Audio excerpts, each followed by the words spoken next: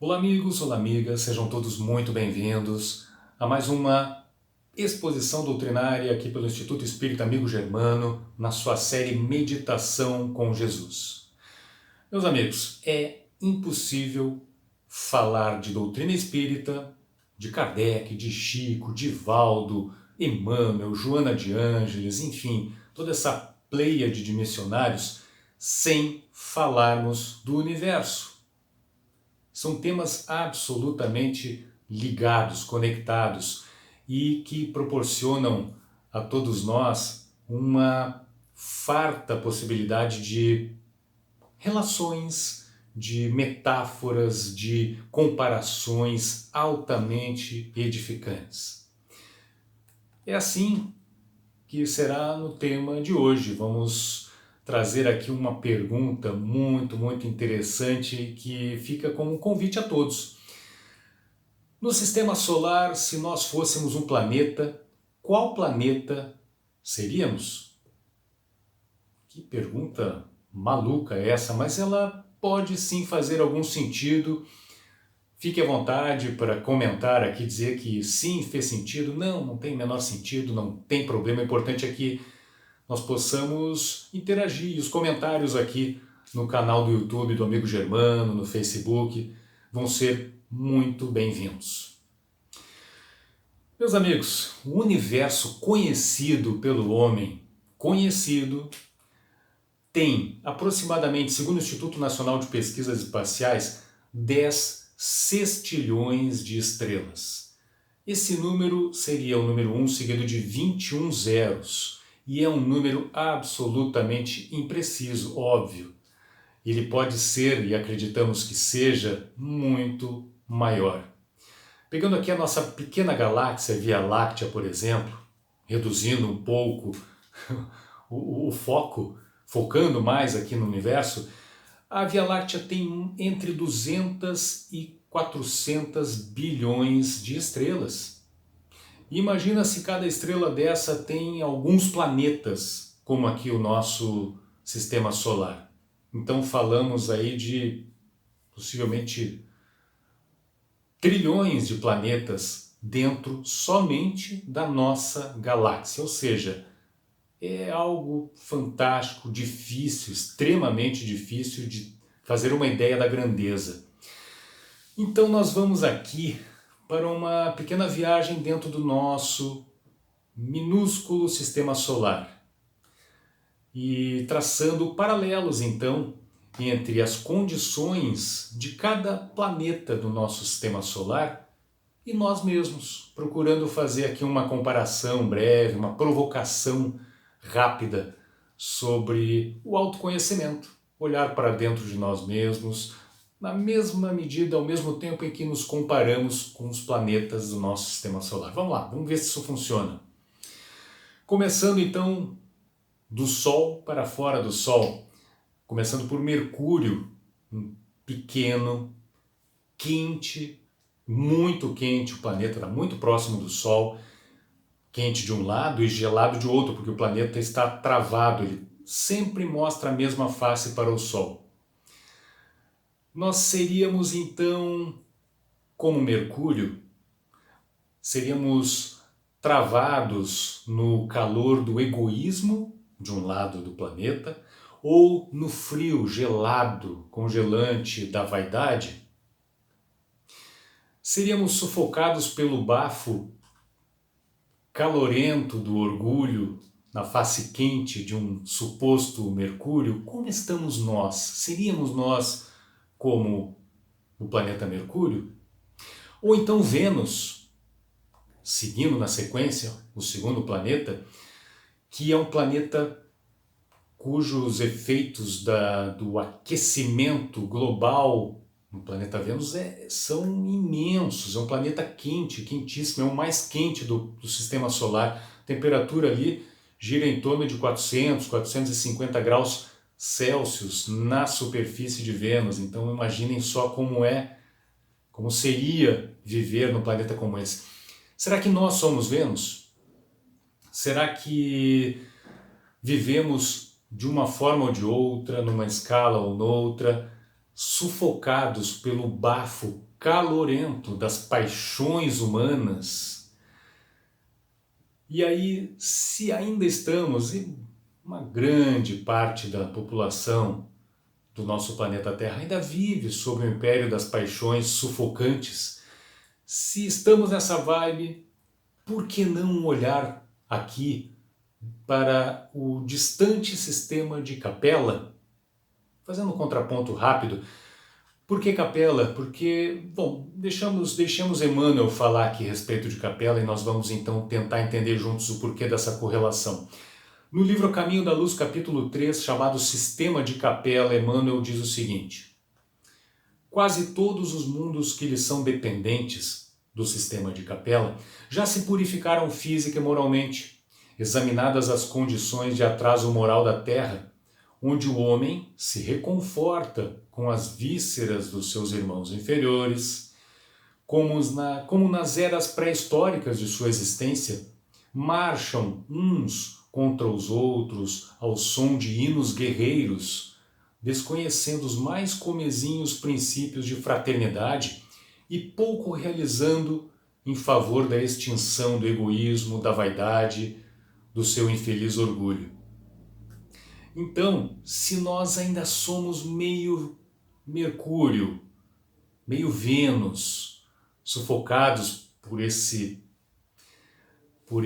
essa temperatura altíssima das paixões com as quais ainda lutamos, contra as quais ainda lutamos nos dias de hoje, por que não lançar esse olhar para o futuro, para o exemplo de um sistema, de um orbe que já galgou um degrau evolutivo bem mais alto? Nós vamos chegar lá, é o nosso destino. Podemos ter Capela então como exemplo. E aí fica a dica de leitura aqui no livro A Caminho da Luz, onde Emmanuel aprofunda esse estudo, essa fala sobre o planeta Capela. Ou então, meus amigos, poderíamos ser como Marte? Marte, um planeta árido, um deserto gelado, mas um promissor deserto gelado. Por que promissor? Inúmeras missões estão sendo programadas, outras inúmeras já aconteceram, estão acontecendo nesse momento de pesquisa sobre o planeta Marte, sobre as possibilidades de vida ou de estabelecimento de vida humana lá. E é nesse sentido que chamamos Marte de promissor, apesar de ser um deserto gelado e árido. Sob a deserta superfície do planeta Marte existe sim a possibilidade de uma riqueza hídrica muito grande, que permitiria então a vida. Seria promissor, seria esperançoso. E aí aqui a comparação que fazemos ela é no sentido de que sob a superfície de nossas almas, poderosas virtudes aguardam sim o nosso despertar, como Marte. Grandes reservatórios de água estão ali, talvez, sob a superfície, esperando o momento de serem usados para o bem, esperamos nós, numa possível colonização do planeta vermelho. Ou seja, sob a superfície de nossas almas também jazem virtudes importantíssimas, esperando o nosso despertar. Humberto de Campos e Maria João, a mãe do Chico, como espírito, falam bastante sobre Marte na obra Básica Espírita. Nós convidamos aqui vocês, amigos, amigas, a saberem mais a respeito. E aí sugerimos nesse sentido o catálogo de referências espíritas que o Movimento pela Ética Animal Espírita, tem no seu site. Deixarei aqui na postagem o site do MOV para que se saiba mais a respeito disso, se conheça essas obras de Humberto de Campos e Maria João, a mãe do Chico, que falam sobre Marte, falam sobre outros orbes e que nos dão uma visão, um olhar sobre a vida espiritual nesses mundos. Seguindo aqui na nossa comparação com os planetas do Sistema Solar, poderíamos nós sermos como os gigantes gasosos, Saturno, Júpiter, mas nós vamos falar de Júpiter mais à frente, como Saturno, Netuno e Urano, que são planetas gigantescos e planetas gasosos, planetas bastante sutis na sua matéria, ou ainda poderíamos ser como Plutão, um planeta anão extremamente distante, lá nas bordas do sistema solar, pequeno, distante e gelado. Qual comparação poderíamos fazer com estes gigantes gasosos e Plutão? Enquanto as nossas virtudes não são despertadas, aquelas que jazem na superfície, sob a superfície de nossas almas, enquanto isso não acontece, nós não estaríamos sendo, de uma forma ou de outra, em maior ou menor escala, ainda frios e distantes, como estes planetas gasosos, como Plutão, em relação ao próximo. A nossa distância, a nossa frieza, a nossa falta de empatia, de compaixão, não poderia ser comparada com a situação, a condição destes orbes. Seríamos, então, nesse sentido, como Saturno, Netuno, Urano ou Plutão, na nossa relação com o próximo. E quem é o nosso próximo? Sempre importantíssimo lembrar a respeito. São os familiares, são os amigos, são os desconhecidos, são os nossos irmãos de caminhada, os animais, são os nossos próximos. E a natureza como um todo, nessa maravilhosa moldura que monta um quadro divino do planeta Terra. É preciso atentar sobre isso, é preciso refletir sobre isso. E, de novo, despertar as virtudes que estão sob a superfície de nossas almas. Ou então, meus amigos, já finalizando aqui, seríamos como Júpiter, um gigante do sistema solar, que, apesar da sua atmosfera extremamente turbulenta, é um planeta de uma espiritualidade superior. Podemos ser sim como Júpiter, ainda um tanto turbulentos como a atmosfera do planeta do gigante gasoso, mas já a caminho de uma espiritualidade, de uma condição espiritual melhor. E eu deixo Júpiter por último aqui de propósito, porque a doutrina, a obra básica espírita, traz inúmeras referências sobre Júpiter. Também no catálogo do móvel, uma pesquisa breve ali, vai indicar alguns hábitos, alguns comportamentos dos nossos irmãos de Júpiter, da espiritualidade de Júpiter, a respeito da postura deles em relação à vida, em relação aos outros espíritos, em relação ao próximo, nesse conceito abrangente de próximo que trazemos aqui.